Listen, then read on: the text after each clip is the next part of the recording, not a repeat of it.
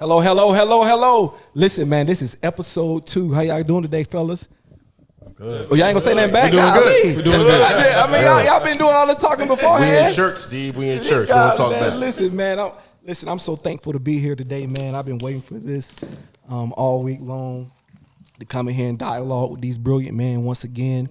And I want to say this to the people, the viewers, anybody who's left a like, comment, or share on our YouTube or our Instagram. I appreciate it. I want to say that before we get started with the conversation, man. Tap, you looking sharp over here, my guy. Oh, thank you, man. I like it, man. So I had to put my hustlepreneur support my guy's brand. Come on, man. Fresh in the building. Shout out to Fresh, Fresh in man. the building. How you doing today? Mark, we got Mark in the building. How you doing, my guy? I feel great, man. Man, it's hard to get you, Mark. I'm telling you. Trying not to get got. Can't hit a moving target. Can't hit a moving target. Yes, sir. It's crazy, man. But just start off a little bit, man. Before we tackle into the heavy issues, man, I want to talk about it. These playoffs has been phenomenal. Yeah. This has been, without being a prisoner of the moment, one of the best playoffs. At least the divisional round was unbelievable. Yeah. The quarterback play, unbelievable. Just you see the talent on the field. I will say one good thing about the NFL, they know how to put a product on the field. They have a lot of other flaws we're going to talk about, but they know how to put a product on the field. Tap, what you think, man? How you feeling about this new wave of quarterbacks? Because the end of an era with Tom Brady just retiring. And I want to go through something for a second, man, because I wrote this down. I didn't want to forget their names. But the end of an era, the last couple of quarterbacks that we had in this last 10 to 15 to 20 years, think about this. You had Tom Brady, Eli Manning, Drew Brees, Ben Roethlisberger, Peyton Manning, and Phillip Rivers. They own the era, and all of these guys are gone. Mark, did you ever think that you would see a day where all of these guys would be dissolved and just kind of gone from the game? I was hoping that I'd see that day. They're a little younger than me, so I didn't want to not see it go. No, it definitely is a new era. I mean, to think that they all are gone, but the good news about that is the talent that's on the horizon or that's here is amazing. It is, and you got a chance to see that with the new wave of quarterbacks like Josh Allen, Mahomes, Joe Burrow, Herbert, Dak Prescott. Lamar Jackson. Excuse me? Dak Prescott, Lamar Jackson. It's some studs out here, man. And the most beautiful thing about all of this is they got a little bit of color to them. Keegan. And I think, because this whole list I named, it was vanilla. But, the NFL is, I'll give them credit for this. They're moving away, Keegan, a little bit and recognizing the talent in the black quarterback because so long the black quarterback has been overlooked. Forgotten about. It's been guys like Cordell Stewart. You got to think about it, man, that these guys had just as much talent as Lamar Jackson, Michael Vicks of the world, who didn't get the true credit that they deserve. And now it's good to see. A lot of them are mixed. No big deal.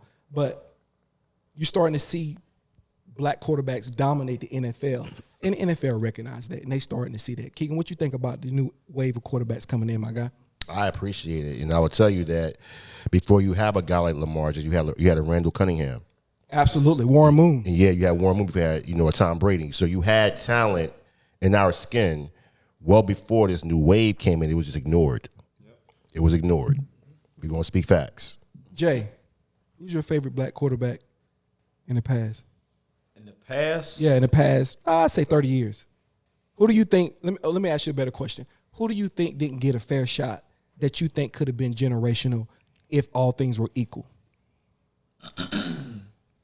I was a Randall Cunningham guy. That was my dude. Doug Williams was somebody that, and injuries took over or whatever, but I thought that he had a great talent. I don't think it was recognized until later, in his playing career or whatever, but I thought that he was really good. Warren Moon was a little bit before my time. My dad used to, love watching Warren Moon, but Randall Cunningham was my guy. Who you got, Tap? Who's your guy, man? I was going to either say either Warren Moon or Steve McNair. Ooh, rest in peace. I really would say Warren Moon because I think the the NFL really wasn't ready for him. No. He had to go a That's lot of other good. places, had to play in Canadian football Canadian league. football because they just wasn't ready for him. But he was that arm talent, Yes. everything, the leadership was there. The opportunities weren't. He dominated the Canadian league as well. he did. He did. Dominated that league. What about Donovan McNabb though, Scott? Like he really I know he didn't win the big game, but he went to 4 NFC championship games in a row? Yeah. And he should have won the Super Bowl. I don't know what happened with him and T.O., but he should have won the Super Bowl. Scott, what do you think about McNabb, my guy? Because he don't get the credit I think he deserves because Donovan of all the hoopla. he was a dynamo when he was on the field. The problem wasn't him. The issue was the chemistry they had on their team. Yeah. If they had better chemistry on their team, they would have went much further. That's and that's Tom just Brady the too. bottom line. And what you think about it, Ivan? About Donovan McNabb? No, just who's your quarterback, man? If I had to go with a quarterback that I like, black quarterback, my guy would be Cam Newton. And I really like Vic. I like Mike Vick. Vic was my dude. You know, he Vic was my guy. You know, he could really get down. He could run the football. He maybe didn't have the arm talent that you would actually look for What? in your Underrated quarterback. arm what'd you say? talent. Mike didn't have the arm talent. Mike absolutely You had are the arm bugging. talent. What? in Mike your He didn't have the arm talent. He had a cannon. What are you Mike talking throw the about? ball. He had You are bugging. he had a Boy, flick. he's drinking that Kool-Aid. I don't know what you talking about. He had that flick. Yeah. It didn't look like he put a lot of arm, but he would flick his wrist and that Listen, thing would go back 40 in 99, yards, no problem. You do realize in '99, the year before Peyton Manning went number one, when he came out, he went number one. Black quarterbacks ain't going number one. Back in '99, I ain't talking about right now. I'm talking about '99. You can't go without just Cordell Stewart. Where did he go? They tried to bring him in as a slash player. And he had a lot of arm talent, but Michael Vick was special. You bugging, Ivan. Michael Vick ran the ball more than he had to throw the ball. That has nothing to do with his I'm arm just- talent, though. So, I mean, you got to look at it from the basis of being able to throw the football and actually throwing the football in the game are two different things. He did great but you throwing mentioned some football Cam in Newton. the You game. gotta- He hold didn't on. have great receivers. Was hold on, his you Cam Newton was never accurate with the football. No, he wasn't, but he was a big quarterback that could see over that defensive line to be able to get the ball off. He just wasn't ever that accurate. Cam throughout is his- super big, super strong. His issue was he didn't know how to finesse throw a ball. He wasn't the great at throwing a lob, but he would cannon a ball. No matter he lacked touch. He would throw line drive. He threw bullet. Yeah. He threw Yeah. bullet bombs like Yeah. Cam. He would Oh, throw yeah, straight down the field. Yeah. 50 yards, and it'd be a bullet. Like, who throws a 50-yard This is a bullet? Falcons fan talking But to me. the biggest arm I ever seen from a black quarterback was Aaron Brooks. Played for the Saints, yeah. UVA. Yeah. He had one of the biggest arms you can ever imagine at a quarterback. Because I don't care who you put next to him. He could throw the ball 70, 80 yards without nothing. But to your point, never had no finesse. But Warren Moon, to me, pocket passer, head game, leadership in the locker room, Houston Oilers, that guy was legit. He can play today. And no forget question. about He played that. Dante Culpepper.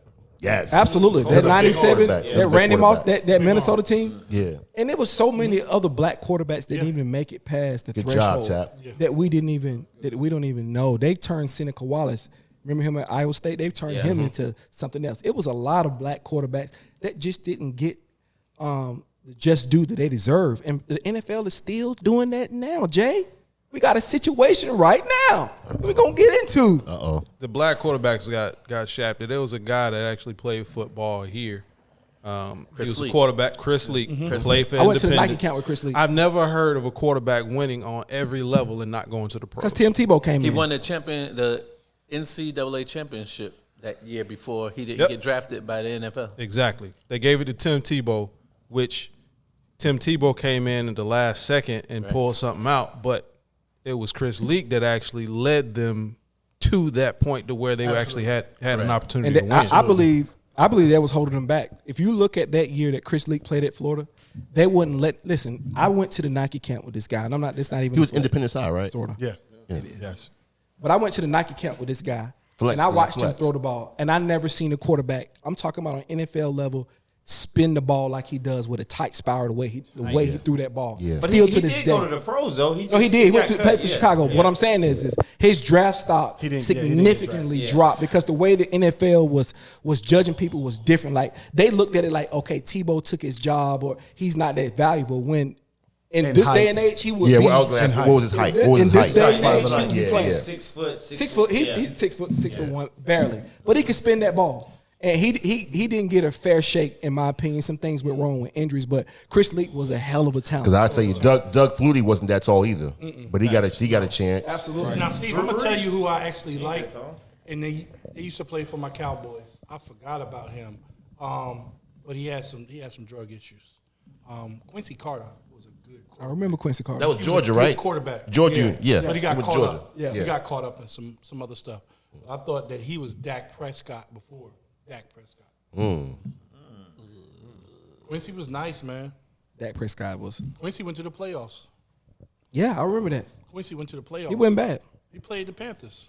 And I think that's what, Passed for like 90 yards.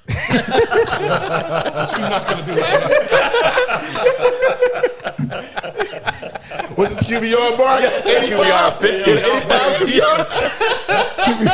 But I have to give him credit because he said he was Dak Prescott before he was Dak Prescott. So it's about right. Mark, you got to leave. There will be no Dallas Cowboys slander at this table. Okay, my apologies. Brian Flores. So we all know what's going on right now with this situation. We just got finished talking about how vanilla the NFL was in terms of quarterback, and now it's kind of changing its stripes. But we know the head coach is the leader of the organization. He calls the shots. He makes the decisions. He's the face, essentially, of the franchise. He speaks for the franchise. And Brian Flores, you can say that he's done a phenomenal job with less. Yeah. If you watch the NFL, if you're not a casual and you see it, the Miami Dolphins from where they were to where they are now, they're more than respectable. In fact, they're one quarterback away from being in the playoffs. Their defense was stout. He's a great motivator. He's a disciplinarian. Like, he is everything that you want in a coach. And unfortunately, Bill Belichick. It's funny. Here's the irony in all this. Bill Belichick is considered the smartest coach to ever live, but just made probably the dumbest mistake that set off a gaslight that may have the NFL to change its stripes in the future. Maybe not right now, but that's ironic that Bill Belichick sent that. Thank you, Bill. Thank you. Appreciate that, Bill. But Jay, what does that say? Everybody knows the situation, so I ain't got to go through all of it. He's suing the NFL right now, and it's a big feat, Keegan. It's a big feat, Jay. This is a big undertaking right now. There's only one black coach right now in the NFL. We're in 2022, bro. The Rooney Rule was instituted 19 years ago. And there's one black quarterback. One black head coach in the NFL. That's ridiculous. Jay, what's your perspective on this whole Brian Flores situation? My opinion is definitely probably not going to be popular. But I feel as though he's got an uphill battle ahead of him. Come on. For one, I'll start by saying we all know that the bias exists in the NFL. We know that the racist portion is there, but he has a burden of proof, right? And he has to prove that he didn't get these positions. And I don't think he's looking for anything besides bringing the awareness to it. But I think he has an uphill battle because as I was reading, I'm just reading and I'm like, okay, I'm looking for something that I can pinpoint and say, that's racism. You get what I'm saying? Like, we all know it's there, but you're going to have the burden of proof to prove that. But I want to take it somewhere else. I think it speaks more to our issue. Come on, what you mean? When you have 70%, you're 70% in this league, you have the power. But you have to believe that you have the power. You have the power to make something That's good. happen, but you have to believe that you have the power. And the players have a union, form a black players union if they want to. But the fact of the matter is, until the players get to a point. I think I said one time before that we say that we're tired. We're not tired. Once that's you good, get tired, Jack. you're going to do something different. Every time. And so the problem is that until we exercise that power that we actually do have, and I know that we're not the owners or whatever, but the owners do understand one thing, and that's profit. You know, and so 70% of your elite athletes look like you and I. Absolutely. We have some power there. We have some leverage, but the great players in the NFL have to lead, and they have to put their foot down and say, okay, we've had enough. Mark, is it now with Brian Flores in this situation and with the cap situation, are we going to start to see some traction now? Because I know he has the burden of proof. He may or may not win in court. That's not the real battle. And I was about to say, I don't think that's. It's not gonna go to court. I don't think No, but it's not gonna go to court. It's gonna go to arbitration. It's gonna go to arbitration. They say, very seriously ever make it to court. Yeah, it's gonna go to arbitration. But this is the thing, Mark. This is the traction we need because, in fact, he gave up his career, Mark. He's not coaching no more. They might Nope. send him to Houston. New Orleans. New Orleans. They may offer him some. All intents and purposes, he may not coach again. Probably He not. gave it up. He gave it up. Are we making steps? Is this a step in the right direction for black representation or minority representation in the NFL?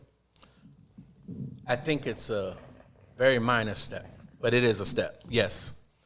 The reason that it can't be a larger step leads to the point of what Jay said. He can't be out here by himself. Exactly. Yeah. He took the first step, if let's call it a step, so we don't dissect what a step looks like. But Hugh Jackson has come out now and has joined him. Yes. But Marvin Lewis said something too. Marvin Lewis said something, but he needs the people. Both of them are no longer in the NFL as coaches. Absolutely. He needs, like Jay said, the players to come out. We all know it's there. It's been there. There's no way, to your point about the Rooney Rule, 19 years, and we have less head coaches today than we did when the rule was instituted. It makes no sense. But in order for him to get any traction, to your question, people have to do him better than they did Cap.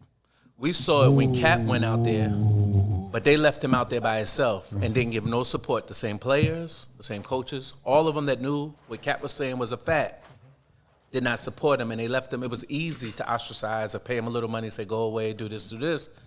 But if they really want change, some people are going to have to be willing to do what Brian Flores did. But Tap, that's a hard question. But that's a see. And let's look at it from the player's perspective, and let's look at it from the 70% perspective in the position that they sit in, because it's incredibly difficult. You've worked your whole life. If you ever played football, you ever played sports, or it did anything that you worked for, it would be hard for you to give up everything you worked for a cause. It would be very difficult. Not at all. What I'm saying is, it won't be okay right now, but back then, when you're 20-something years old. I get what you're saying, and you're absolutely right. I'm not discounting it, but the problem is that we're talking about athletes that make, not all of them, but they make a lot of money, right? They're in the entertainment business. So I'm not saying, okay, we're going to go in and we're just not going to. You've got leverage.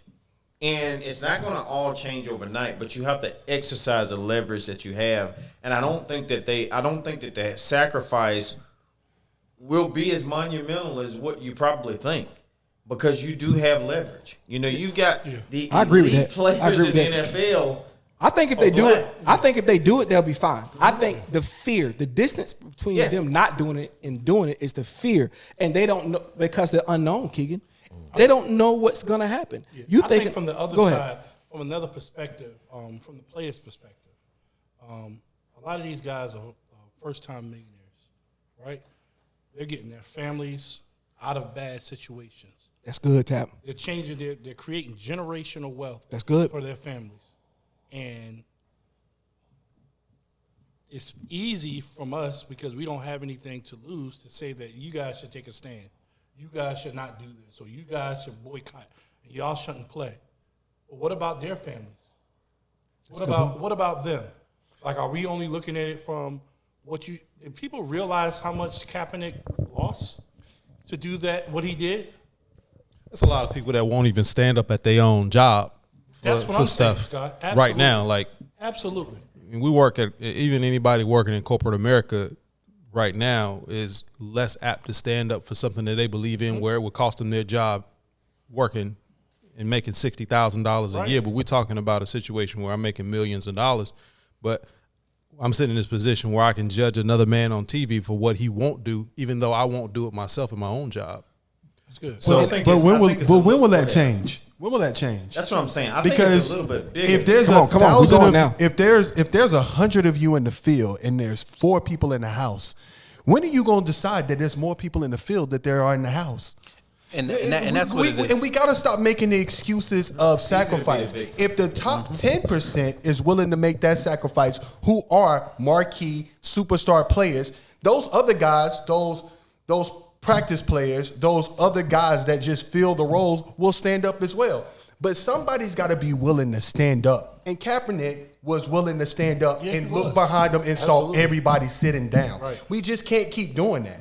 And we continue to make the excuse, what about their families? What about their families? If their families start smoking hookah now. He talking to you. will their families Yeah, will don't their start smoking families now. just have I'm ready to go. because the sacrifice that they're making, how much income have they already pulled in? If they're savvy enough, they can take $1 million and turn it into $10 million over the course of 3 years. So all it takes is being able to stand. It don't take a lot in order for you to get traction. And so we got to stop making the excuse of, okay, well, but man, I got to take care Yeah, I of mean, me that and my sounds boy good, no Ivan. more. That sounds good from the sideline. No. You're playing, yeah. If You're I coaching was- from the sideline right now. You're coaching from the Okay, sideline. You're telling this guy who has an opportunity to create generational wealth for his generations to come. Think bigger. For his entire family. Bigger than what? Bigger than generational What's the wealth. first? What is your first responsibility Your home. in life? First minute. It's to your home.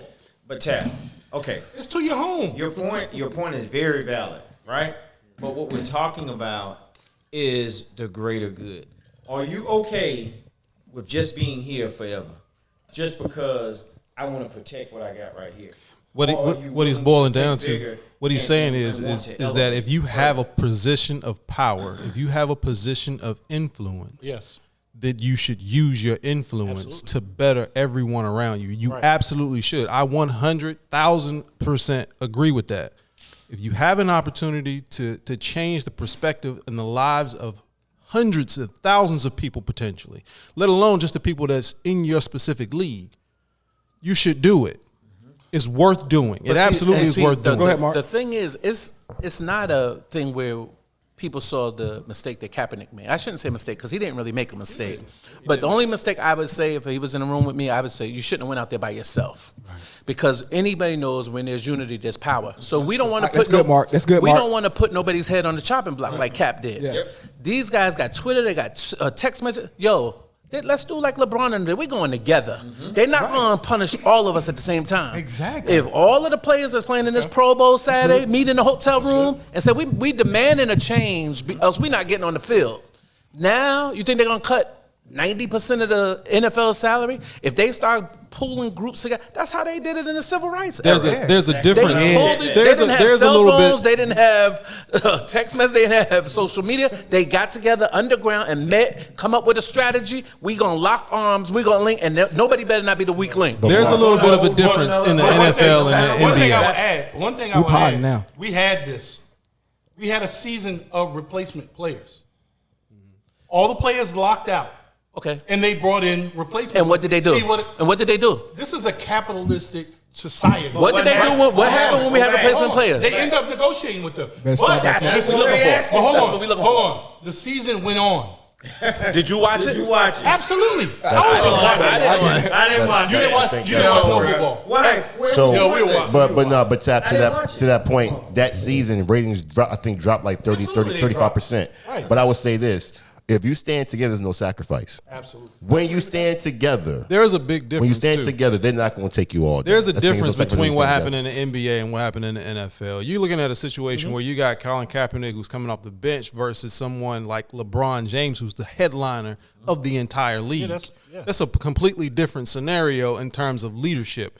When you got somebody that's that big and that's attracting that much attention, that much money, and he has the heads of every single basketball team behind him doing it at the same time. But Scott, that's players' the union. key point. That's It a doesn't players' matter that it was union. LeBron. He had other people. If Cap would have called other quarterbacks, Cap, don't forget, Cap was in the NFC Championship game the year Yes, he was. I went to before the that. game. Yeah. So if he would have called.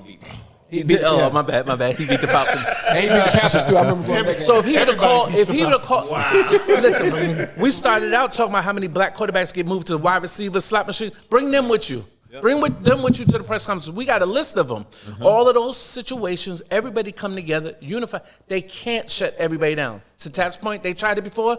Commercials was pulling out of those seasons left and right. Nobody wanted to see that. They lost money. Once you hit their pockets and show them they're gonna lose money, they start paying you respect. They start talking. Let's get back to the Brian Flores issue, right? So you have GMs whose job is on the line, right? And you got to choose who do you want to ride with for a head coach, right? I know me. If I'm in a situation, I'm gonna ride with Mark because I got a familiarity with him. What's wrong with that? Even if it's wrong. I'm gonna ask take you a my question. chances. If I'm gonna risk my job, Gotcha. I'm gonna ride with him. But Because I got hold on. No, familiarity. it's not just familiarity. You got history, I got history. on success. Right. That's different. That's a flex too. That's But different. that's the Giants' Versus- job. no. That's the New York Giants' job. No. You said GM. So Right, let's yeah, put the right. feet to the So fire of the this is GM. and the You're GM looking at Brian Flores, who's a proven coach with a winning track record, over an offensive coordinator who has never coached a head coach as a team. But It's we don't know. We don't know. We the do. problem- We know the Brian problem that Dable's Flores had, history. right? He didn't like Tua. Right?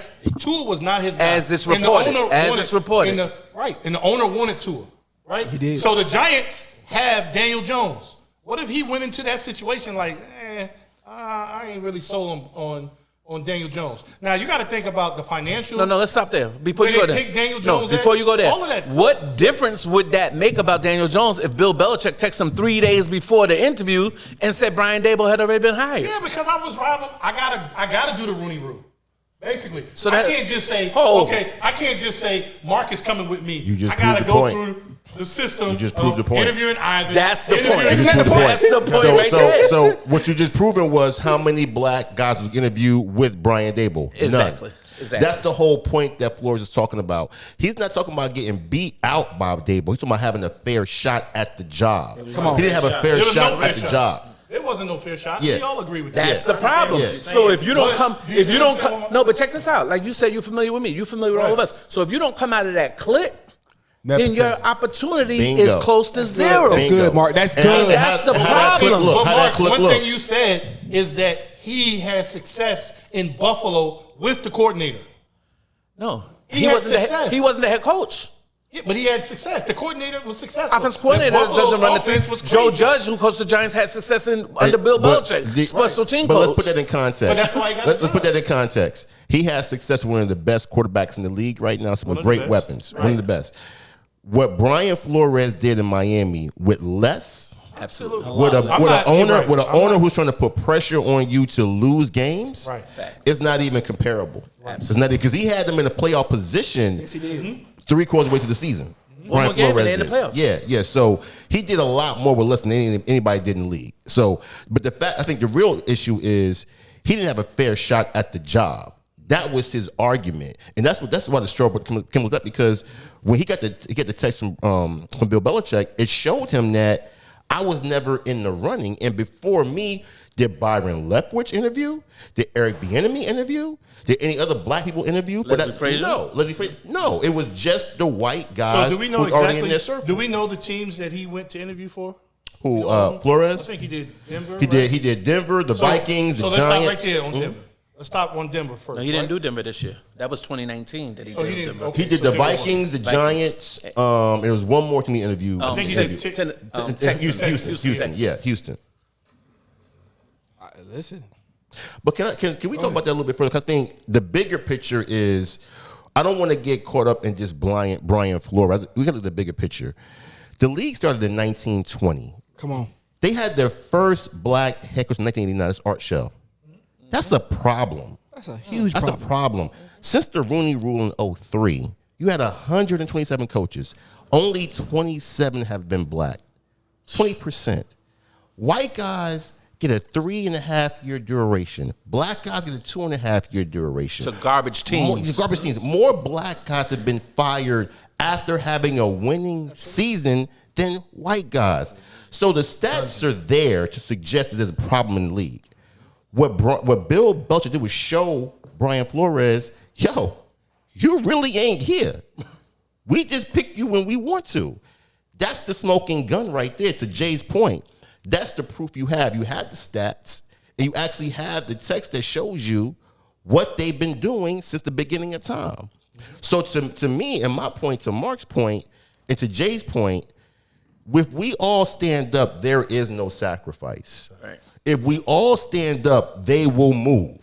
Absolutely. But we all have to stand up. Because truth be told, talk about the higher ups, last time I checked the civil rights movement, I don't remember anybody that was running around Martin Luther King boycotted the bus. Come on. They weren't there. It was everyone who lived in that particular area who stood up. That's right. If we all stand up, there is no sacrifice. They will move. Plain and simple. Because when Vic was playing, white people, black people, I don't care what your shade was, you turn that TV and you watch Falcons. Yes, you did. Plain and simple. That was the only time too. They want the product. Jay. They want the product. Yes, you do. And that's and the psychology behind that, Mark. What are they saying? Like you see these guys are clearly intelligent.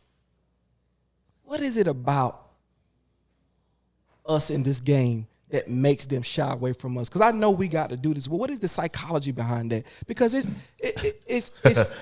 you see, like, okay, bro, clearly you see, first of all, he has a resume. That's what they require, right? He met all the criteria. He wasn't selected. He met all the criteria. But because now it's turned into something psychological now. Now it's got to be like, okay, bro, all right, now everything you told me to have, I got it. But it's not complicated. It's not. It's not complicated. It's not complicated. It's capitalism at its best. It's nepotism. You're gonna like this. You're gonna like this a lot. Talent. It's the same scenario in. You're gonna like this a lot. It's the same scenario with multiracial churches. Who's at the head of multiracial churches? And who would they submit under? It's the same scenario. It's society. It's not just the NFL. It's society. That's what my point was, is when are you going to realize that there's more of you standing in the field that are in the house? In the house. That's true. Yeah. So there's a stigma. We were just talking about black quarterbacks, right? There's a stigma that the black quarterbacks weren't as cerebral as the white quarterbacks were. Come on. That was the stigma. Come on. And it was false, but And it's 100% false. Right. But that same stigma is completely surrounded in the NFL as a whole, from the top to the bottom. It's a narrative. It's a narrative that they. It's a narrative. That you don't see that in basketball. You don't see that in the NBA. As much. That's much, yeah. No, I would say this. That's much, yeah. I You would say don't see Steve it. Nash don't deserve that job, but continue though. Correct. Because He Mark definitely- Jackson, right. Mark Jackson still should have been, yeah. Mark Yeah, Jackson we'll will talk never about coach that. again in So- the NBA. We all know that. When we talk about the talent that you see in the NBA, you actually see more African American talent mentally. Basketball is absolutely 100%. When you're on that court, you playing offense and defense. You absolutely have to have a mental capacity to play both. They talk about basketball IQ all the time. You have to have an IQ. When you hear about football, oh, they are dumb jocks. Do they not say that? Absolutely. I need this African American running back to punch it in for me. Well, Lord, To get me Ingram close said- to the end zone, so my white quarterback can pass his ball to the end zone. But How you know, many- you know, you know, That you know was the other a- difference with that, Scott, is when you have a basketball team, the leader is viewed as being on the court. Absolutely. The leader of the team is on the court. Football teams, the leader is the coach Absolutely. of the team. Absolutely. It doesn't matter Mark, who it is. that's good. That's real So- good, sir. And so for an owner, a white owner, because there are no black ones, to give that position to a brother. Come on. That he's the leader of this franchise now. Sir. Yes. It's very, very rare. I think Jerry Jones might be black because he said the NFL should. Easy. Do you really want to talk about Jerry Jones? Let me see him hire a black head coach. Let's see him. He's deep in the heart of Texas. How is this any different? Yo, That good old boy sister. Any different than rap music? What you mean? Come on. It's predominantly how many? If you think NFL is 70%, rap music is probably 90%. 99%. Right? Yeah. How many black distribution companies do we have? How many major labels are black? And I'll wait. You got a lot of independent. So when I was making my music, point, You got a lot of independent. It's an America thing. It's not a. Come on, it's not let's a- go there. Let's go there then. It's not a football It's an thing. America- It's an not a America football thing. Right. I've seen it in corporate America. See it everywhere. We see it in our professional sports. We see it in the music industry. We see it in the entertainment industry. Church. I mean, Oprah Winfrey. I'm sorry, not Oprah Winfrey. Whoopi Goldberg. It just got suspended. Yep. Who runs that? And so Yeah, again, don't go there. Don't go there, my boy. we can talk about it. He's not Jewish. I thought she was. Goldberg is not Jewish? I think she's a Jew. I'm surprised. She married Ted. But let's go to the Jews. Let's talk about this for a second. Before you go there, though, to Ivan's point, I want to make a point about what's going on right now. In the insurance industry, there is a class action lawsuit against State Farm from a black claims leader's perspective because she was discriminated against. So to your point, and Tap's point, it's throughout the fabric of society in every industry. It's present. But we have to stand up in every industry. Absolutely. Right? I don't care if it's insurance, football, basketball, we're selling tea leaves on the sidewalk. Wherever we're at where we're getting shorted, we have to, because I would tell you, in just about every corner of this society, we are running the show. We are the backbones. We are the brains. We're put in the seed in the ground for these individuals who are still getting the short end of the stick. Sounds like you So said. that's up. It sounds like you're saying reason- integration to me. Steve, and before you jump off this topic, there is one other person. Tap, easy tap. There is one other person that I want to name that we should hold accountable for this. And y'all, nobody at this table is really gonna like this. But Jay-Z has to have some accountability. Absolutely. Okay, go there. Go there. I was going to say, Go there. Ray, everybody that's going to do the Super Bowl show, everybody has to be accountable. Jay is over that. Because the Yeah, reason why I single him out, he's in the room when the decisions are being made. None of us are there. Is he in the room with the owners though? He's in the room with the owners. He's their token that's in the room with the owners. He at least What's the has key their word you ear. just said, Mark? You said token. Listen, he has their ear. Mark, If there's he two- decided to pull away, You know there's two rooms. yeah, absolutely. There's two rooms. But to Mark's point, I get you, but Jay-Z wanted to be there for this particular reason. Exactly. Right. This is the time. The way he left Kaepernick out This is why he there. wanted to be there. The way he Yeah. left Kaepernick out there, we gave him a pass. Yeah. Because he didn't do Cap right neither. Here's your opportunity to stand up and get attention, get an audience. And you know, I think he definitely. I'll say this: he does have a company man? responsibility now that he knows. Tap is mad. He mad at me talking about Jay-Z. But it's okay. Is he a company Listen, man? I'm a Jay-Z guy, but Jay already accountability is told you accountability what because he this is There's- bigger than who There's you more are. to be said than This is just about being in the everybody. room, though. You got to have a voice when you're there. Well, this is what we're looking for. Even sometimes when you try to air your voice in a room, if your voice isn't strong enough, if your voice doesn't sway the opinion of other people that are in that room, you're in a situation where your voice dies real quick. Don't ask So that are we in the calling room. him a Don't company ask man? that in the No, room. they let Jay-Z in because they know his power is in the culture. Right, He exactly. doesn't exercise That's that the power. only Yeah, reason why. right? and Because Who's Jay-Z working for? Let's keep it a buck. Yeah. Let's keep Jay-Z it a buck. Jay agreed to that because he's gonna get his pockets is gonna get fatter. but he's already a he's billionaire, gonna put- right? So They brought he ain't him got to play in that for game no his more. influence over the culture. Yeah, Which that's what means he brought him that, in. he carries that responsibility. Yeah, that's what he brought him in for. You are the That's voice. it. That's it. And this is the Beautiful. issue that we're talking about, right, Jay? Because now we're talking about a one man. When we talking about one man, let's go back to the Jews for a second. No, I'm not gonna say anything out the way. I will. Very careful. I'll co-sign Jay. But I'm making I'll a co-sign. point. Which Jews? But this is Which the point I'm Jews? making. We can go there with them too as well. Which Because Jews? Easy, Ivan. easy. Ivan. But here's what I'm saying. The minute Whoopi said that Whoopi was on her couch. 2 hours later, John Gruden casually basically said, these niggas, I don't care about these niggas. He still had his job, and nobody said anything until it was somebody in the LGBT community. We're putting response. This is what Jay was talking about. We're putting response. You go out there on, Mark, this is what you talked about. You go out there by yourself, you're getting chopped off. You're getting chopped off. And now we've lost influence. And now we got to wait for another event to happen, and then we got to select somebody else. Think about it. Assassination is not just death of your body.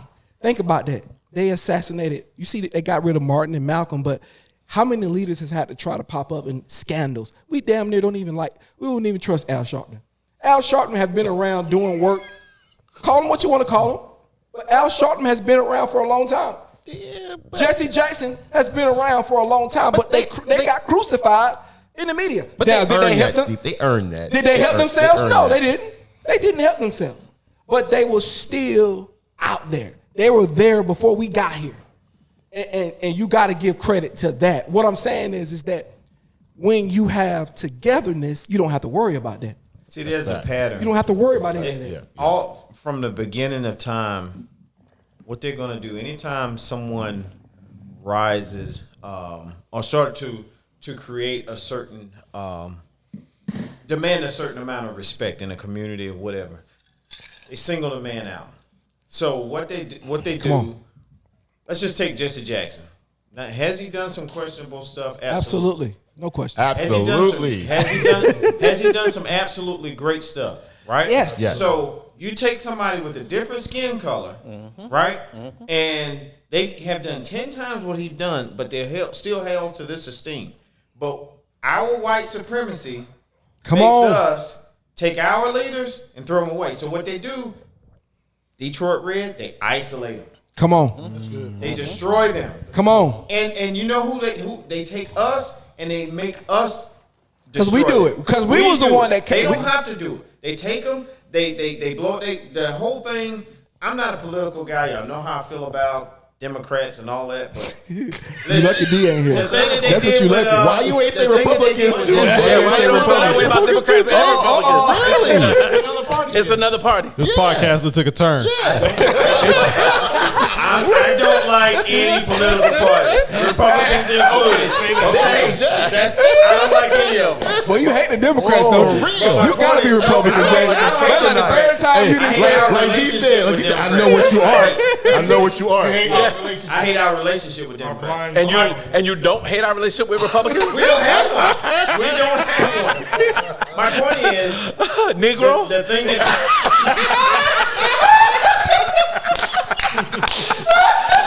Yo, Mark Orwood. Oh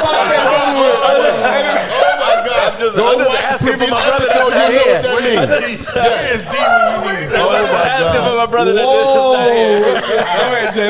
They crucify you, my Jay. fault. But the whole thing that they did when they were doing that, what was it, CNN, when Jesse was doing the interview about Obama, and he said, well, when he come back on, I'm gonna cut his balls out or whatever. Like that was purposely done, bro. Yeah. And we all jumped on board. I'm gonna say all of us, but as a people, a culture, we jumped on board, man. How could he do that? How could he say it? We all, when this camera stopped rolling, we have conversations before and after the Yes, camera that's rolls true. that we will not say, we will not have in front of the camera, right? Absolutely. Because it's not, we're just, chewing the fat, if you will. You know what I'm saying? So they do that strategically so that they don't have to do the work, we do it. So I got a We point. tear our leaders down. I got a point with that. Because Jay, to that point, to Mark's point too, when you think about Whoopi Goldberg, I wouldn't just look at what was done to by the actual parent company of The View. I would look at the power the Jews have in this country. Come on. So, because whenever you make an anti-Semitic comment, I don't care who you are, Whoopi Goldberg, Nick Cannon, it doesn't matter. You're going to get cut up. Because why? Because of the power of the Jewish community. So my suggestion is we got to figure out how we get that kind of power. Because Mitch McConnell literally said on camera at a press conference Come on. that African Americans Wow. and Americans Come on. are different. There you go. In his own words. It's on camera. And he has not been censured. There's been multiple that said racist things in the chambers of the Congress and in the Senate. They pass bills with this kind of stuff, and it's never been censored. Because why? We're not looked at as being a powerful union. I showed Taps earlier today. We are now spending $1.6 trillion in this country, and our net worth as a culture has decreased. That's what they say. Come on. Well, that's what they say, but you know what? I want to use that as a tool to empower us. Motivation. Right? Because I'm looking at Whoopi Goldberg, the Jews have power. They do. I want that. I'm not going to knock the parent company. I want the power the Jews have. So we start talking shit about us, you're going to sit down. We don't have that yet. We have a little bit of a different dynamic as African Americans than what every other racial culture has. We're the only culture that was enslaved here, that was demeaned here, that was oppressed here. There's no other culture that had those kind of barriers that is actually ingrained in American society and laws to prevent us from moving forward. So if that's the case, I got to respond. if that's the case, the part of the issue that we also have is the fact that in order for us to band together, we have to communicate using the airways that the people that had oppressed us use, that they created. Now we have podcasts though, but go ahead. Now we have means of media outlets such as Facebook, and we have YouTube, we have podcasts, we have things of that Revolt. nature. But we're talking about national networks. We're talking about actually having people being in power that can actually get a message out to actually do things behind the scenes. Money isn't made in front of a camera. All the money that's made is always behind the scenes. Absolutely. The people that you see on a football field, on a basketball court that are doing all of the work, even LeBron James, all the money that he's making, Michael Jordan, all the money he's made, they made the money on the court, but the people behind the scenes made much more. So here's my response to that, Scott, because you made a great point.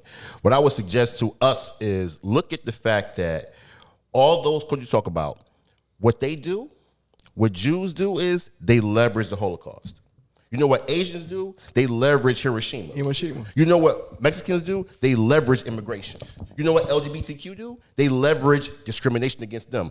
We are the only ones that, to your point, has dealt with systemic racism and Jim Crow, which is still in this country today, and have not figured out a way to leverage it because we will not work together.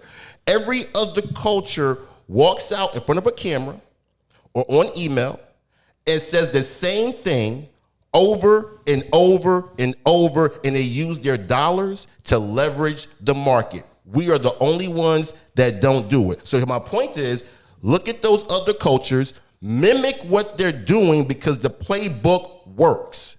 I don't want to hear about anything else. Their playbook has worked in this country, and we just, for some reason, want to tell ourselves we can't do it because it's We got to think about the reason why it works, though. Right. It works because of sympathy.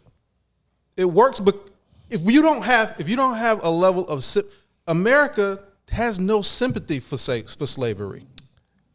We're trying to ban it from books. I'm gonna disagree. And I'll say they don't have sympathy because they're complicit in slavery, and they will have to admit that they justify it. Then they will have to. They justify slavery. Let's go a little deeper. No, hold on. What you're saying. They don't have sympathy for the Holocaust either.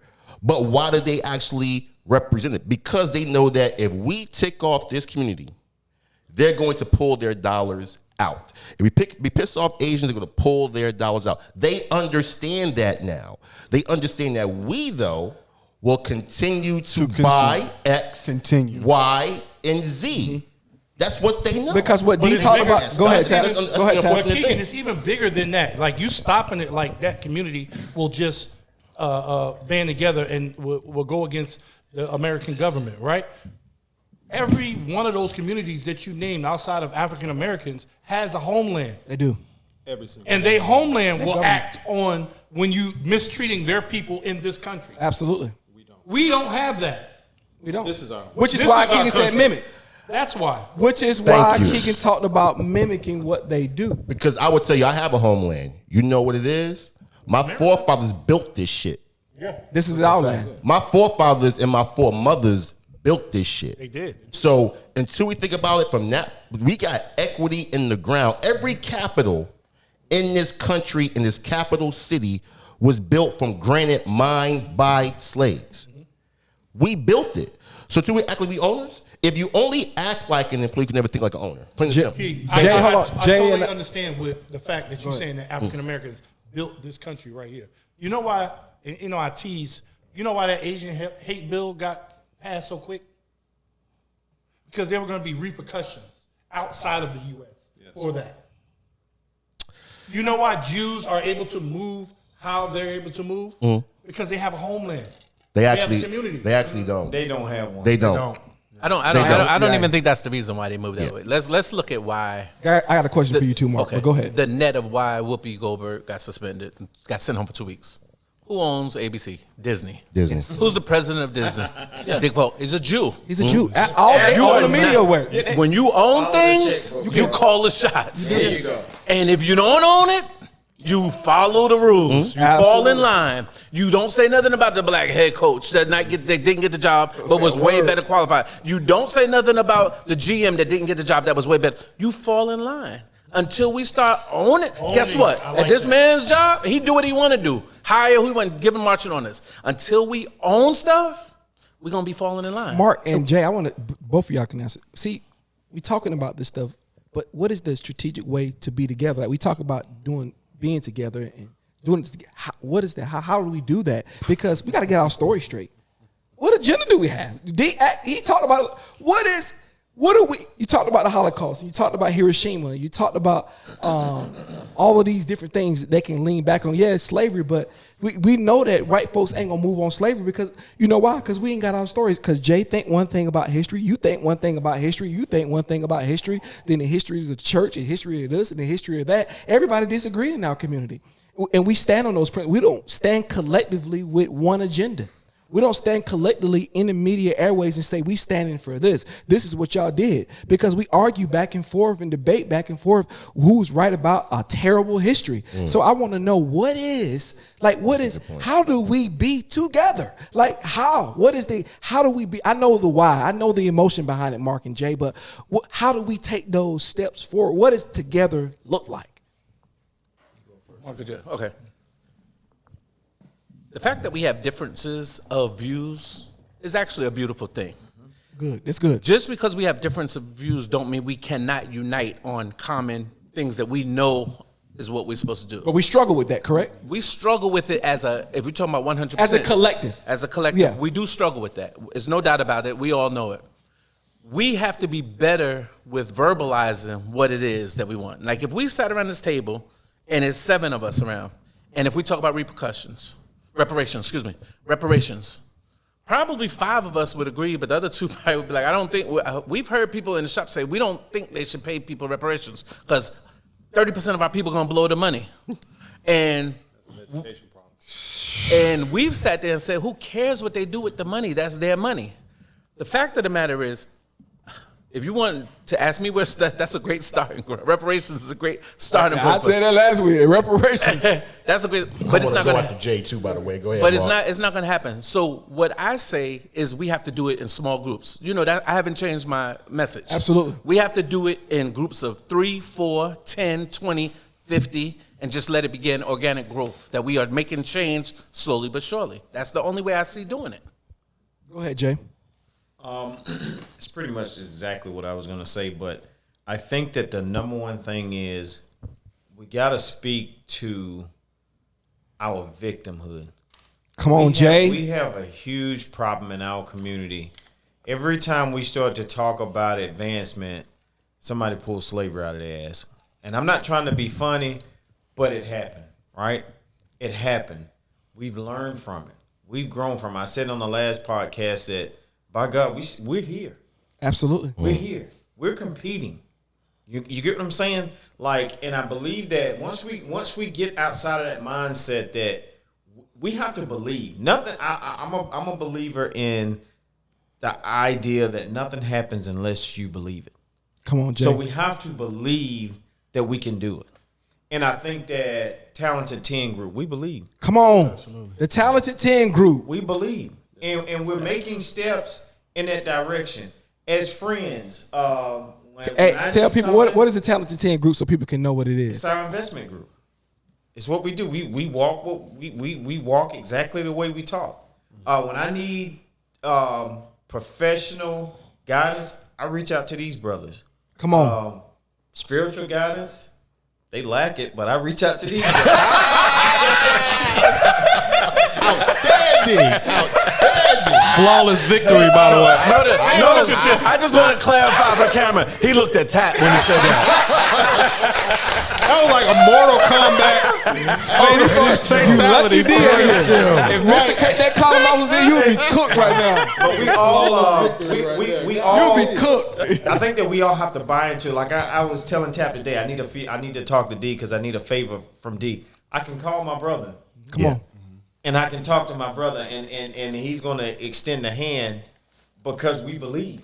See, D and I, we might disagree on politics. Sometimes I disagree with him on purpose, just because this is what we do. But the fact of the matter is, we got the same common goal. Don't get that twisted. Right. The goal is still the same, and that's the betterment and the advancement of our people. And we're going to agree. We're going to agree on that. And even if I don't 100% believe in everything that like D believes in, I'll be the number one advocate for his campaign because I know that he believes in the dream that I believe in. And so we got to get away from that divide and conquer type mentality. We are together, and we're going to be together. If we do it 10 at a time, if we do it 5 at a time, it's just make the move and believe that it can happen. Oh boy, you start stuttering for a reason. Hey, D just walked in the door. Hey, listen.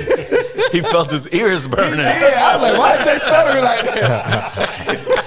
Hey, but I want to ask him to that because I don't want you to go too as well. Sorry about that. But to Mark's point, when you think about reparations, so the Cherokee Nation just got an additional $75 million settlement Facts. on top of a $590 million settlement for opioid issues, as if crack didn't happen to us. And come on. Right? So at some point in time, we got to stop looking at what was done to us and stop looking at why we can't do stuff and look at what everyone else is doing to get what they want. That's one I would say. The second thing I would say is talk about practical tactics to help us start working together. Control what you can control. Come on. So when you have to buy groceries and gas, I get that. You hit Food Lion, Walmart, Publix, Exxon, I get Them that. subs at Publix But be bussin'. I'm with you. But when you have to go choose your doctor, choose a black doctor. Come on. Choose a black dentist. That's good. You want to get an agent for real estate purposes? Choose a black real estate agent like Scott. You want to build a house? Choose a black builder like Jay. You want to actually buy some insurance? Choose a black insurance agent like myself. Absolutely. You want to actually get long-term care for your particular family member? Choose a guy like Mark. Right? You want to get a haircut? Choose a guy like Tap. You can choose black people to put your dollars into buy goods and services to circulate that dollar a little bit better with what you can control. Those are tactical steps you can take every single day. And those are every single day. Good. That's your circle of influence. Yes. See, you don't save we see the big movements on TV, but what you don't realize is people in the civil rights movement in their community was making these moves too. Everything was mirroring each other. The societies, like what you see in the NFL is a microcosm of society. So what you see in the civil rights movement was in Greensboro, they was doing the same thing that they was doing in Washington D.C. Same thing in Charlotte. It was everybody was moving at the same beat. They were in different places, different ideals, but they were moving at the same pace, which is why the work got done. But guys, let me say that the civil rights movement is not over.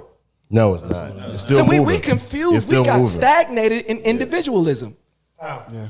We got stagnated in look at me. It's all about me. No. It's about your people. It's about legacy. It's about your children having a better life. Listen, you're a figment. You're here for a time. You produce seed and you leave that seed something to grow. You leave that seed something else to grow. So you keep that cycle. The circle of life continues. That's what this is about. Let's take the emotion out of this. This is what you're here for. When you produce people, you take care of them. How do we make the best environment for our kids, Jay? we circle up with everybody like we're doing the Talented 10. Another 8 just walked in the door. So we've started to come together because talking about everything is cool. It's cool to talk about it, but people out there want to know what we're doing. Yeah. One of the things we got to do. We can't. The leaders. I'm gonna let you go. The leaders can't. We can't get in front of a camera anymore and tell people what they should do, and you're not doing it. Right. That's leadership is walking in front. Right. It's taking the bullets. But see, like Mark said, you don't go out there by yourself. You go out there with all of us. See, Mark, you're good. Keegan always tells me this. You can run fast alone, but you can run far with people. Yeah, absolutely. Come on, Keith. It's no doubt. I just want to chase. Oh, go ahead. I'm sorry. Oh, no. No, go ahead. Go ahead. I just want to pick you. Let me put a little whipped cream on what Keegan just said. You said whipped cream. Ooh, don't they say put that it out again. there. Pause. But when we start talking about we can't stop getting gas and stuff like that, none of us should be shopping at Publix no more. We already see where their money is going to. As much as I like Publix, I haven't been in Publix since January 6th. And I found out how much money the owners put to that insurrection in Washington. I go to Food Line. Things like that make a difference. It does. It doesn't start with my little dollars that I spend in Publix, but when we start passing the word, Absolutely. One of my things that I want us to do, and it might start with us here on this podcast, let's pick a gas station and tell black people, don't buy that gas no more. Come on. Yeah, Let's make them start feeling on, Mark. the black dollar Absolutely. coming out of that. We need gas for our gas station, That's but we good, don't Mark. have to go to Exxon. They made $8.9 billion last quarter. Was it billion? It was something. It might have been million. It was a ridiculous amount. Exxon. Billion. You mean billion. Gas, it's probably billions. If If it's gas, it's probably billions. With no million. My point is, let's pick a gas station and not buy gas at that gas station no more. Why do we have to buy that gas? Because we've been buying that gas? On the side of that coin, also pick a black person to invest in who has a business that we buy goods and services from. Exactly. Both parts. And I think we've been doing a pretty good job with that. When people, for our group, we could speak what we do off camera. When people call us for referrals, we use our base. We use our database. That's facts. Matter of fact, another thing I was going to bring to Talented 10, and we could do it. Let's bring a black resource guy back to the table. Come on, So Mark. when people want something, what you want, what you need, I got my man. And it's gonna be all of that to make sure the black business is reputable. Get out of here with that. You don't do that. How many times we went to McDonald's? You know, Right. and Man, how many it's times terrible. I fucked my order up? Screw up everything. You know how many people. I'm gonna keep it a buck. They're gonna jack you up, but what we're gonna do is we're gonna make sure we give you the good ones. Chick-fil-A different, absolutely. though. We're gonna give you the people that's Chick-fil-A gonna handle their business and do it the right way. And everybody messes up. Everybody. Everybody fucks up. Everybody. I don't care what business you go to. And this is the problem. Like, we've gotten so enamored with whiteness and the way they do things. We think that's the end all be all because they had an opportunity to grow. Give They had an everybody opportunity. Go ahead. Give everybody an opportunity to build a brick by brick, just like these other companies have. They've been here for over 100 and some of them 200 years. You're getting mad about the young lady that just started a business and she missed an appointment. She's only been there for 2 years. Exactly. Cut her some slack. We have great black entrepreneurs, which I'll be highlighting one of them tonight. We have great black entrepreneurs in this country, in this city. We got to start using them. Yes. We got to stop making the excuse not to use them. And to something that Jay was saying, to Jay's point, the biggest thing that it is mindset. It's absolute mindset. When we actually it says that when the people come with one vision, on one accord, that's when things start taking place. Exactly. Let's just get together. It's time out for, I don't really like that. I don't really like. Look, let's get together, come up with our common goals, and let's just continue to keep moving. Because once a snowball starts at the top of Mount Everest, by the time it gets to the bottom, it's an avalanche. Ivan, you preaching. We've gotta actually start coming together, coping together, and really allowing ourselves to be able to move forward. $1.6 trillion last year. Crazy. $1.6 trillion. If we just take 1% of that and put it into black business, we're talking about $1 billion. 1.6 billion. Yes. Easy. And so with $1.6 billion, Fuck up for a little bit. I ain't done no bad. with $1.6 billion going into the black community, look at how much money just circulated back into the black community in one year. In 1 year. Yeah. It don't take that much, ladies and gentlemen. That's 1%. Yeah. We can do that. But we lead with empathy. And you got to understand there's trauma in our normal. That's why people are afraid to change sometimes. Absolutely. Because you can take the feelings out, but you got to be able to articulate the right ones who have trauma, because feelings and emotions are a part of this. And you got generational curses happen, Jay, and they happen in our finances, they happen in our social life, our emotional life, and relationships. They're everywhere in black people because so many things has happened to us. Now, is that an excuse? Absolutely not. It's a reason. Excuses or reasons are two different things. You can build from reasons. Absolutely. You can build from reasons. There's still accountability there, but you can build from them, Mark. You know what I mean? So that did happen. Go ahead, Keegan. But I would see say, you stretching out over there. I would say victimhood is a drug. Come on. And when it feeds, Look in the camera and say that. Look in the camera and say victimhood that. is a drug, and when you feed it, you want it more and more and more because it takes the responsibility off of you. The reality is, to Jay's point, slavery happened. We got too much information at our fingertips. We got too many good and smart people next to us not to start taking steps in the right direction. I want to say this. We got to start owning what we want right now. We got to start it. And I'll say this before we go to the next topic, last topic. You know, this was great because we talked about it. I want to keep circling this message of togetherness, and we can break it down in a lot of different areas because this is the path forward, Scott. I mean, it's not complicated, but it's difficult though, Mark. It's a hard path because we got to change habits. We got to understand the greater good. We can't be stuck on our righteousness. Like, somebody got to put their hand in the mud, bruh. Somebody got to be Jim Gordon from The Dark Knight. Somebody's got to do it. Somebody got to plunge their hands in the filth. Listen. Either you're on. Listen. You know how people put you on the menu? They chop your fucking head off. You kill me. Am I lying? You don't. That's how you get on the menu. So we got to decide as men, fathers. It's up to us. We the leader. We the leadership of our community. And people been defining that. That's the whole Brian Flores thing, him taking a step. Because he understood that there's something bigger than That's good, me. Steve. What Brian Flores, he didn't commit the cardinal sin. You never put passion before principle. Facts. Passion will always dissolve. Mm-hmm. It will always dissolve. Principle is legacy. Absolutely. You transfer that downstream to your kids. It don't matter if you got $2 in your account or $20,000 or $200,000, $2 million. If you keep your principle, people will respect you. And we start respecting ourselves. But speaking of respect, Mark, let me ask you, I want to talk about Black History Month. It's Black History Month. And I want to know, you guys, I tell you how I feel about Black History Month. Oh, shit. I'm going to be honest with you.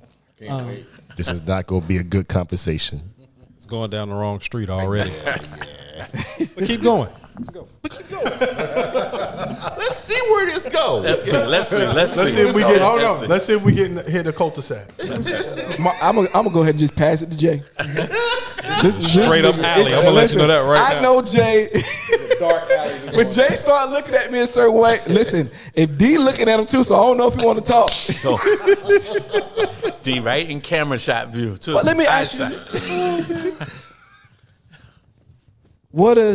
is Black History Month a pacifier or another minor step? I want to know, guys. The floor is y'all. We can take a poll on this. How many? I just want to know who think is a pacifier. I don't think it's either. It absolutely is a pacifier. Okay, go ahead. I want to say that it started out, Carter G. Woodson, Frederick Douglass. I think it started out as a week. And, their birthdays are in the month of February, so it evolved into a month. I don't believe in Black History Month. I don't believe in Black history. Ooh. Because Black history is history. Come on. That part. Jay? That part. Come on, Jay. That It's part. world history. It's American history, and without Black history, you don't have American history. Facts. So what the hell are we talking about? Exactly. And I don't have a problem with people setting aside time to celebrate. I don't care whether it's the bottom of December or whether it's February. But what I'm saying is to isolate something and say that, oh, well, this is Black History Month.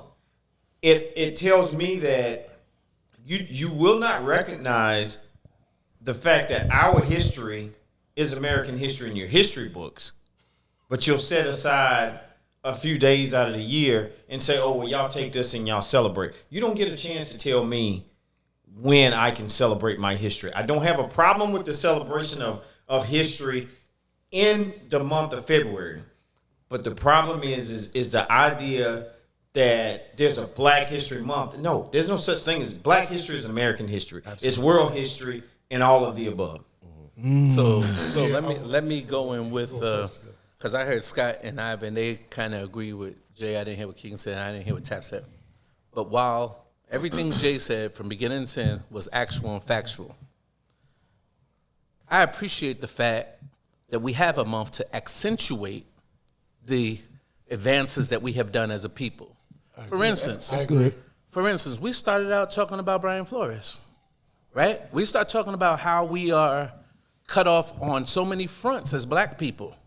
So the 28 days that they amplify our achievements in world history, like Jay was saying, in American history, I want that, and then I want more too. I want it all. Because guess what? We all got our first introduction with Black history probably through Black History Month. Absolutely. We did. So if that's touching other young people, introducing them, making them curious, oh, we did that? What else did we do? Oh, my forefathers did that? Oh, I could do that too? I'm all for it. So I'm saying everything he says is true, but for February, let's talk about it as much as we can. Let's keep it in their face. And in the hope that more people become enlightened like Jay that says, I'm going to do it January through December. I want to celebrate 365, not just 28. That is the hope that comes out of it. But in the meantime, give me that February. I think the fight needs to be that we start fighting to get it in our curriculum. That's what I was going to say. Integration. I think that it should be Because in at the end of the day, if you're going to base or if you're going to talk about the 13 colonies in history, but not talk about how the 13 colonies even were established and what was taking place during the time, you're just completely ostracizing Black history from the whole equation. Then you go over into... But you know why that is, though? Because they'll be complicit. Because they will have to add their tyranny to the story. I think they are complicit. That's what I'm saying. They will have to. Now, they will have to be at... But do we forego Black History Month to try to get it in the curriculum? We have to build. Both things be true. But why would we throw away the baby with the bathwater? Why would we? Right. No. Okay. But I don't think that we should look down on Black History. Yeah, That's not what we're saying. Just say this is a start. We want some more things. No, it's not a start. How long has Black why History would Month you- been in effect? What negative things can we pull out of the whole country being aware of Black accomplishments? Here's my issue.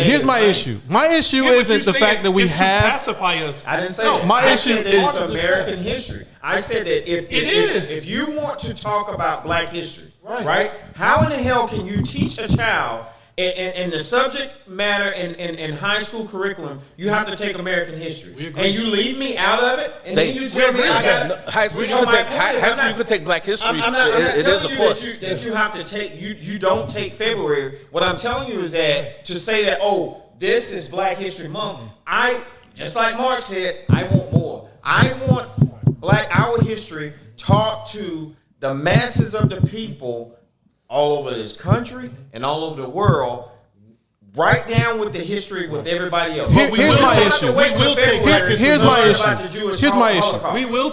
History Month. Here's my issue. Add on to it. Go ahead, Scott. Black History Month. How long have we had Black History Month? First of all, if this is a step, how long are we gonna stay on the step? Okay, but Take it away and see what you have. Take it away and what do you have? No Black History Month. Then we don't even have a flat floor. Hold on. The thing is, the whole point in taking this step is that we continue to take more. The whole point of taking a step is to continue. We have it. We got Black History Month and we stayed there. So what's the next step? I disagree. We gotta on the have a statement. next step. I So we disagree. gotta move forward. We I disagree gotta on the move stands past there. that. I like Did you? this. I like Agree this. with that. Did you stay in there? Did you stay there? I No. did. Come You on. broadened your horizon. You learned come more on, about come on. Black But- history. but But my- it probably was Black history that got you interested It was a stepping in stone. learning more about Black come on. history. But this is my point. This is my point. Black history to us is easy. Black history to everyone else is difficult. That's where I was going to go. I was going to go somewhere with that.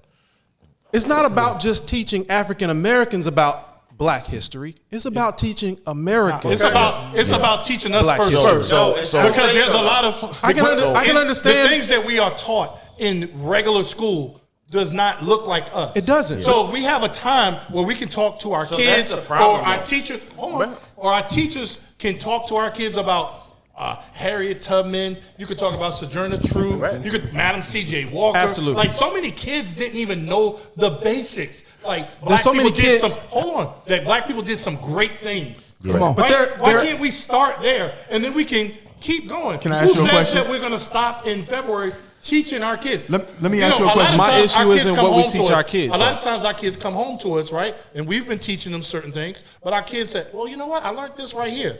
And so Absolutely. why- And that's beautiful. so why can't we just keep going throughout the rest of the year? You know what? Let me show you something else, son. Let me show you something else about That's- black people. that's great for us to do But at what home, I'm saying, yeah, but- if you take Black History Month off of the table, where we at? If I'm being a good My parent, point- my point Black is History this. month means nothing to my That's where I'm child. going to go, Absolutely. Jay. This is my point is Go ahead, this. Keith. If I'm Let me being a just good say- parent, Black History Month is absolutely nothing to Matter my of fact, child. my kids tell me that they don't really learn But the greater anything good from is Black not just- history. the greater good is in not school. just us I'm and our just family. saying Can I that. just- Can I just- can I make What one? Tap- What three Tap young is men- saying that you guys are the exception and not the rule. You guys But are what's- here. here's my thing. What I'm I saying mean, they is, come home and That's they true. for you, That's more for you true. personally, for we talking about the people in this room.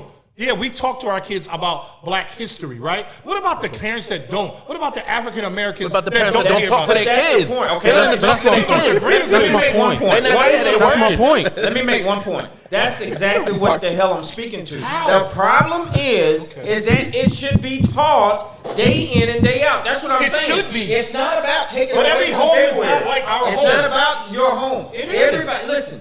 Each one teach one. You can teach more than just the children in your community. We can make a push. But Jay, Let me tell finish what that I'm to saying. that single lady We that's can coming make a home, push. getting through that So- hour's worth of So, homework. Here's my issue. Here's my issue. Every single me go one to of Keegan. us. It should be taught in American What you history. got? Go ahead, Keegan. It should be taught as curriculum in our don't schools. disagree with that. That's So- all I'm saying. Well, I I'm don't saying- disagree with Talk it. loud, Like because this these month. Negroes- But what I'm yeah, saying I is know, bad, I know. we're a failure if that's the big deal. But to Jay, to your point, I'm sorry, Scott. I want go to ahead, this point. go ahead. Because we should not take the month away. What I would say is just like in corporate America, you have what's called diversity and inclusion. That was never for us; it was for them. Yes. Right. I would say Black History Month should be for them, not for us. Because I'm gonna tell you this: I talk about, Sojourner Truth, Lewis Latimer, Claudette Colvin in June, in September, right? And I think that what we got to start doing is we got to stop acting like the month is so exceptional. They're going to make it. We got to start making this thing a live. It's part of our livelihood. Because for me, I tell my kids about stuff during the entire year, and I think that because my mom's single mother, worked 3 jobs, she taught me about stuff I was not getting in school. So I think as Black parents, don't rely on a white teacher to give your child Black history, even if it's in the book. It's going to be whitewashed. Let's be 100% clear. Can I ask you a question? Yeah. What happened to critical race theory? It got blown up, shot Say it down, again? disintegrated, and everything else. Yeah. After how long? It wasn't. What would it was happen if we literally a couple removed months. Black History Month? No, Say we I'm- don't want February, but I'm let's not- put it in the Mark, regular curriculum. I'm not suggesting that. I'm saying it should be there and it should be emphasized and actually expanded upon. What I'm saying is, as a Black parent, I love it. I can't wait for them to do that. I gotta own the fact that I gotta learn about my own history so I can give it to my children. Because to your point, I am the exception, not the rule. Absolutely. And we That's have That's what we're But, saying. but I think the people who are not the exception gotta take the responsibility, because Google is right here. Is right here. So if you're waiting for Mrs. Smith to tell your kids about your own history, I don't think Miss Smith's the problem. I think you are. You are. And So to your point, we're kind of saying the same thing. Why not let February be that springboard to pique that curiosity? I'm with you, bro. And I want, to your point, I don't want a 28-day month. Right. I want a 31-day month. Got you. You don't want to go to a quarter. You don't want to go to a semi-annual conversation. You don't want to go to a yearly conversation. So to your point, I'm with you. Absolutely. But I'm thinking as a black parent, I have to own that journey more than white society does. My issue with it is this: if you're in a school book and you're talking about the Civil War and you don't talk about slavery, that's a problem. You're lying. You're lying. You're lying. You're not teaching history. You're right. You're not teaching history. Correct. If you don't talk about the contributions that African Americans made in the Buffalo industrial Soldier. age, when you're on the industrial age, to by process of omission since all of us have been in grade and school. that's true. But my point is this: all of us will get it. How many people sitting at this table went to an inner city school? I did. Now, how many? Now, if I was to ask that same question to somebody that's out in Iowa, they won't understand what we're talking about. Because everyone believes that Lincoln was the savior. Absolutely. But if you watch the podcast last episode, you will know he's not. Just let you know. Absolutely wasn't. No. I mean, how many years has gone by where we just start realizing Christopher Columbus was a jerk? Like the worst person on the planet. Okay. He was raping people and the whole 9 yards. I think the beautiful thing about Black History Month to me is that, of course, those of us at this table right here, we are exceptions to the rule. Obviously, we're going to dig deeper and we're going to teach our kids a little bit deeper. Without a month like Black History Month, there will be so many inner city youth. I agree. They don't even know who Rosa Parks is. I agree with that. That's a fact. Like, we didn't even get into the deeper That's a fact. things of Black History Month. That I'm brings talking up a whole about nother not topic. even know who they are. So that's the problem. But what there is a nother problem. problem. But what I'm saying is that our communities are different. And I think We are before we get to exceptions. before we go, everybody, y'all listen. Y'all can go all night. Yes, we can and we will. But we're gonna go. I want to go around the room because we're talking about Black history, and I put you guys in a group chat. Who's one of your characters? It can be anybody, but this just speaks to what we talked about the whole night. Us banding together. This speaks to us. We dictate our history. We letting other people tell our history, and I agree with Mark. I agree with Scott. And when Mark said this is a springboard, this is something that we can at least pull from. We need something to pull from so we can add on to it. We got some meat there. We can add on to it. But if we have nothing, then what do we do at that point? And two things can be true at the same time. That's facts. True. Two things can be true, but we have to operate like that, though. When we don't agree on it, we still got to work together. True. When we don't see it the same way, we still got to work together. See, the beautiful thing about us is we're going to go back and still do the Talented 10. Yes, sir. Even though we see this a different way. Yes, sir. Absolutely. Because listen, everybody in business, no matter what you're doing, it has to be about objective. When you set out on a path to do something, you have to have an objective. And whatever that, we set an objective, Mark, your religious affiliation, who your friends are, cannot be more important than the mission. Or else we're going to keep circling and wagging year over year, coming up with different clever. We're going to become glorified idealists and never putting into reality, never putting any ideas into reality. But I want to go here before we go, man, because we're talking about Black history, and it is something important because I did learn from there's a lot of characters that gave me confidence growing up. I didn't have a father. So if you don't have a father, you got to look somewhere. And fortunate for me, I look to our the black heroes in our community and the ones that help move our society to another level. So, Mark, I want to start with you. We can go around the room, man. Who's one of your favorite black characters, past, present, or future? That not future, but past or present that you admire and respect and helped you in your life. Black national characters. Anything, any character you want, anybody, But black, anybody in your life, yeah, anybody black. Yeah. This is Black History Month. Sorry, guys. Okay. I mean, because I'm looking a little different. If you just say a black person, anybody, it would be closer to me. It would be family oriented. My mother raised Come on.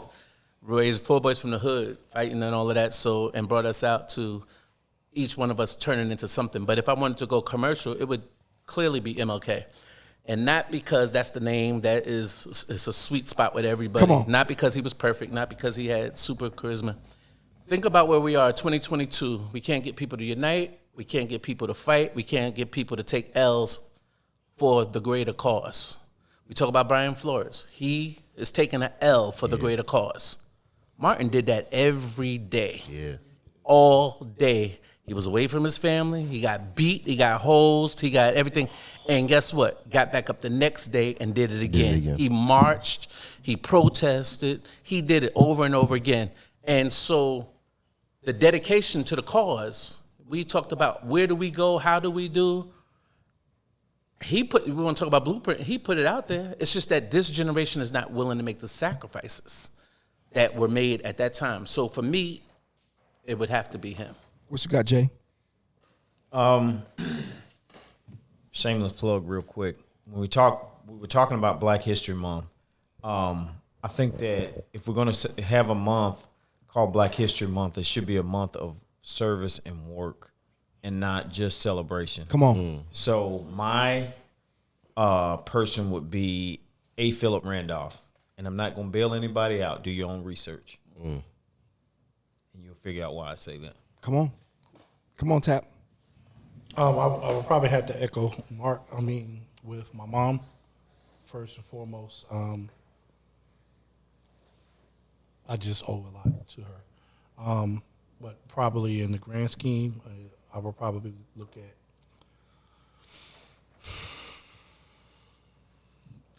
probably somebody like Nat Turner, or Sojourner Truth, being able to lead their people out of bondage. Come on. Come on. What you got, Keith? To Mark's point, close to me would be my grandmother. She was the help for a family in New Jersey called the Halpers on the paper company. So she was their maid. But she came home every day and taught my mother things that my mother taught me, and I watched that. I didn't have to take care of her when she died from cancer, but my grandmother was that matriarch that did the work that we hear about on movies as the help, but then came back to our family and gave us something of herself. I think commercially, I would say Denmark Vesey led a slave revolt, gave his life for it, and ended up building a church that we know not there. It's called Mother Emmanuel, which is where your man killed the people in Charleston, South Carolina. That's the church that he started. So I would say Denmark Vesey. Nice. What you got, Skizzle? I would definitely have to say my granddad. The man lived to be 92, passed away from prostate cancer. The man's health didn't start declining until he stopped working. He was the first person that instilled in me hard work never killed anybody. Come on. That's a ball. That's good, Scott. He had his own business. As a 92-year-old, he had his own landscaping service. I went and cut grass with him at the age of 12, where we would have these discussions. And one of my favorite discussions that I'll never forget is he asked me the same question that every adult asks a child: what do you want to be when you get older? And, you know, most kids going to give the standard doctor, lawyer kind of answer. He said, that's all great, but the first thing that you got to be is a man. He was the first person that made me understand what a man was. A man takes care of his responsibilities. A man takes care of his household. A man loves his wife. A man doesn't cheat on his wife. He's faithful to his wife. A man does what he needs to do to make sure his family is all right. That is the only hero that I will ever need. Come on, Scott. Nice. That was good. That's good. Don't say yourself, Ivan. Hello, ladies. I don't know if I have one.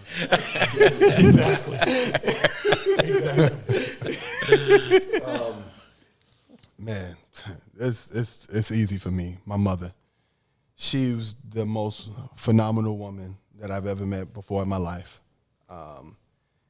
And, you know, growing up, I didn't understand why she was the way that she was and how hard she was on me.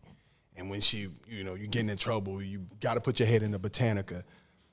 And I realized that it was all to get me to this point. So, I mean, That's the only hero that I have when it comes to that.